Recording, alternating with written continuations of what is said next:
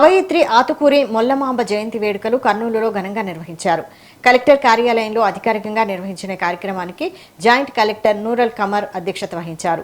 మొల్లమాంబ చిత్రపటానికి అధికారులు, బీసీ సంఘాల నాయకులు పూలమాలలు వేసి నివాళులర్పించారు. రామాయణాన్ని తెలుగులో అనువదించిన మొల్లను అందరూ ఆదర్శంగా తీసుకుని అమ్మాయిని చదివించాలని జాయింట్ కలెక్టర్ కోరారు. కర్నూలులో మొల్లమాంబ విగ్రహాన్ని ఏర్పాటు చేయాలని బీసీ సంఘాల నాయకులు కోరారు.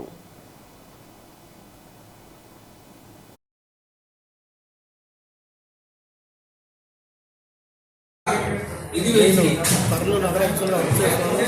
శాలివాహన సంక్షేమ సంఘం నగరాధ్యక్షులుగా వర్క్ చేస్తున్నాను. అదేవిధంగా ఈ రోజు నాడు ఈ కలెక్టర్ ఆఫీస్లో ఇంత మంచి చక్కటి పండుగ వాతావరణంలో కవయిత్రి మొల్లమాంబ జయంతి జరపడం అనేది మా అదృష్టం భావిస్తాను, మా కుల అదృష్టం భావిస్తున్నాను.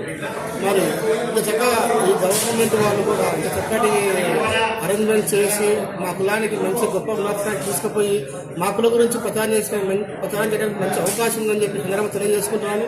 మా ముఖ్యమైన డిమాండ్ ఏమంటే మా కర్నూలులో ఒక మంచి కూడలిచ్చి మా మొల్లమాంబ విగ్రహాన్ని ఏర్పాటు చేయడానికి మాకు ఒక కూడలిస్తే మా కులమందరం సంతోషించి మరి ఈ విషయం గవర్నమెంట్ వాళ్ళు కూడా ఆలోచించి